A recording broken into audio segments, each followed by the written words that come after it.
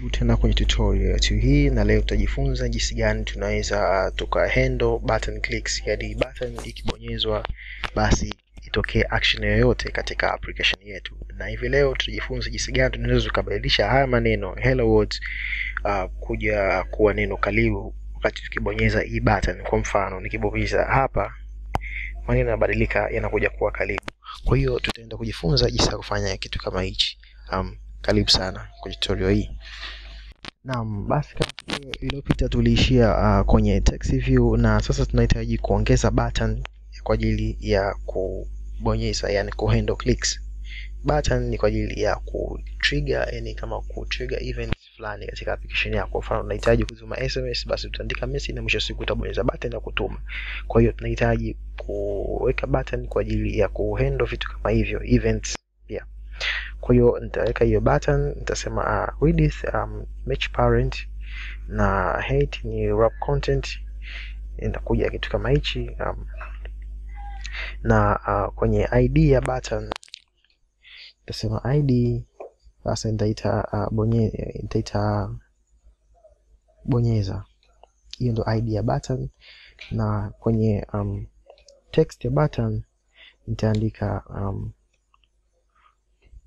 bonyeza hapa. Na kwenye upande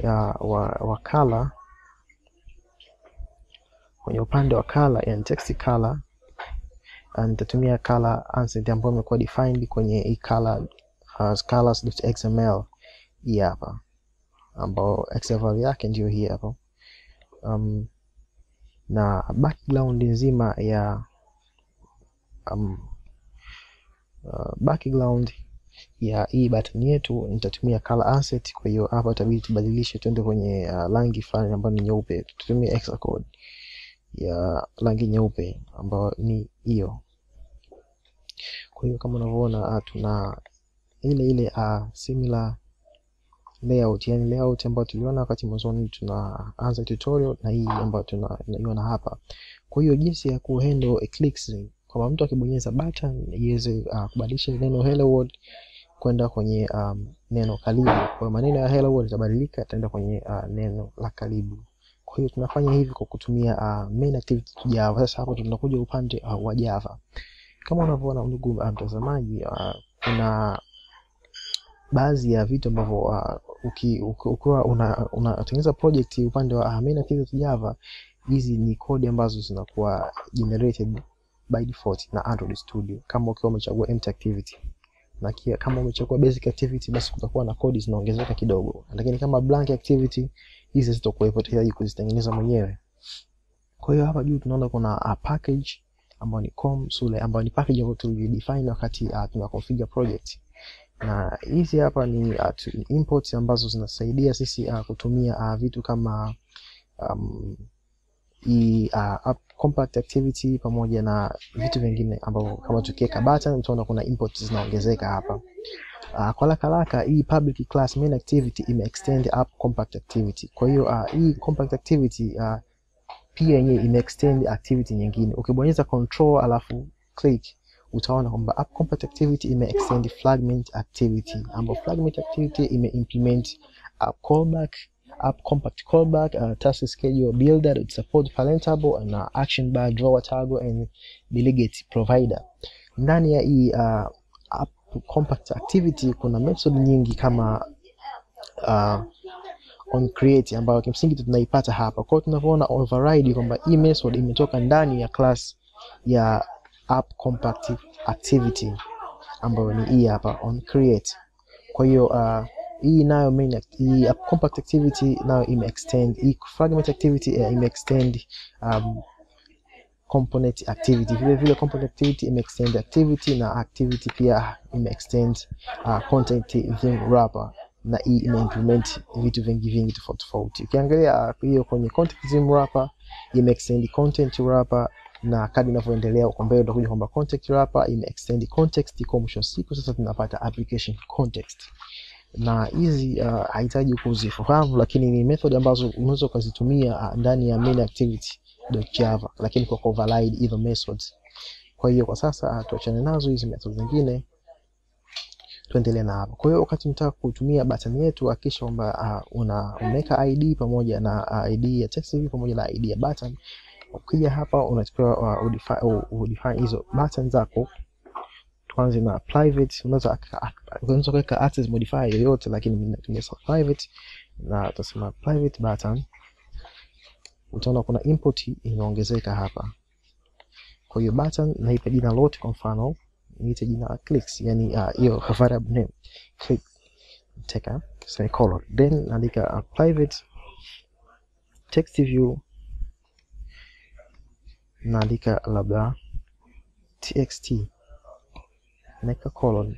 Hizi sasa tunakuja kuzitumia kucast button pamoja na text view ambazo ziko kwenye XML files. Kwa hiyo tukija hapa kwenye on create, chini ya hii set content view, chini yake hapa usiandike kabla ya hii set context view, unatakiwa chini ya hii set context view tunaenda kucast hizi values ambazo tumeziweka pale juu. Kwa hiyo tunasema click tunasema ni sawa sawa na find view by id r.id.id ya button ambayo ni bonyeza, then tunaweka semicolon. Tunakuja tena kwenye text, nasema equal to find view by id r.id hello world, kwa sababu hii ndio id ya text tuliyotumia, kama unakumbuka hii hapa na hii hapa. Sasa wakati wa kuhandle clicks tunatumia njia tofauti tofauti. Kwa mfano tunaweza kutengeneza method ambayo tutaitumia kufanya hiyo action ambayo tunaitaka, yani kubadilisha maneno hello world kwenda kwenye neno karibu. Kwa hiyo kuna njia mbili ambayo kuandika methods ambayo tunaweza kuita kwenye hii XML file, lakini pia tunaweza kuandika method hapa ambayo tutaita kwenye hii on create. Hii on create hii ni Android life cycles, lakini tutakuja kujifunza zaidi kwenye Android life cycles kwa sababu ziko nyingi, ziko on create, on stop, on destroy, ziko nyingi, lakini tutakuja kuangalia moja baada ya nyingine katika tutorial nyingine. Kwa hiyo sasa hivi tuchukue hii click ambayo tumeandika hapa, andika dot. Sasa tunahitaji kuset on click listener, yani tuna listen pale mtu anapo click. Kwa wakati ana click sisi tunakuwa tuna listen, button ina listen. Mtu akiclick basi event fulani itokee. Kwa hiyo naandika tab, then ikishakuwa kama hivyo nasema ziko new view on click listener. Unaandika tukiandika o kubwa yenye inakuletea option kama hii. Ukipiga enter basi hizo code zinakuwa generation kama hivi. Kwa hiyo kutoka hapa ndipo tunaandika code ya kubadilisha hii text ambayo tunaiona hapa kwenda kwenye karibu. Kwa hiyo tutaandika txt.set text, lakini hapa tutaandika neno hiyo karibu. Kwa hiyo kama ndugu mtazamaji umefuatilia tutorial za Java au kama Java kidogo unaielewa, basi utakuwa haupati shida sana katika tutorial hii kwa sababu hii ni pure Java. Okay, njia nyingine ni ya kuandika method nje ya on create method, lakini ndani ya class. Tunaandika public void, labda method yetu tuite bonyeza button. Alafu hapo tunaandika view v. Hii inaweza kaji na lolote, lakini andika tu view inatosha. Na hapa tunafungua curly brackets, na hapa tunaandika hii code ambayo tumeandika hapa, yani txt.set text then karibu. Kwa hiyo hii hapa hii method tunatakiwa tuite ndani ya XML file. Kwa hiyo kwenye button hapa ndipo tunaandika on click. Sasa ukiandika on click pekee yake itakupa hii attribute ambayo ni on click, then itakupa option ya ile method ambayo ukiklik hapa ukibonyeza enter itakupa hiyo, itaandika jina la method ambayo tumeandika hapa. Ni hapa unaona imebadilika rangi, kwa sasa hivi iko active. Pia njia nyingine ya kuandika ni unaweza kuandika method nyingine public void, kwa mfano labda tuite click button lakini ndani ya humu hatuandiki chochote, yani hatuandiki hiyo view ndani ya hii hapa. Ni tofauti kidogo na hii. Sasa hii hapa method tunatakiwa tuicall kwenye onCreate hapa.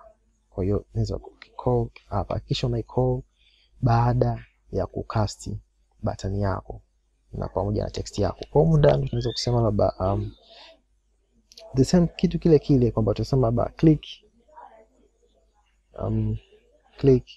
dot set on click listener is equal to new on click listener. Ndani unapiga ile code set text, tunaandika karibu. Kwa hiyo kuna njia nyingi kidogo za kuandika hii on click ya button yako. Kama unavyoona ndugu mtazamaji, tunaweza tukaandika kwa kutumia hii njia ama hii njia au njia. Tuchague moja. Kwa mfano tukianza na njia ya kuset on click ndani sorry,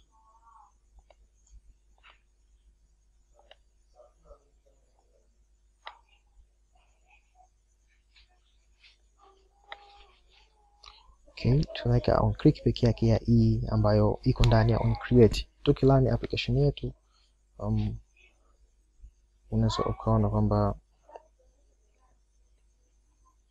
application yetu sasa hivi ina run. Tusubiri kuona majibu yakitokea kwenye hii screen yetu hapa. Okay, now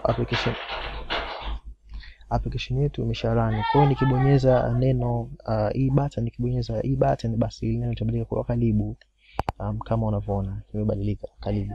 Kwa hiyo hiyo ndio jinsi ya kuhandle button clicks. Kwa hiyo hizi njia zote ambazo tumezionyesha hapa, hata tukizitoa uncomment, zinafanya kazi sawa sawa na hii njia iliyofanya hapa. Kwa hiyo ni uamuzi wako mwenyewe wa kutumia njia ipi kwa ajili ya kuhandle button clicks. Lakini kutumia njia hii hapa, ya kucall hii method kwenye huku upande wa XML, unakuwa hauna ulazima wa kucast button, una cast peke yake hii text.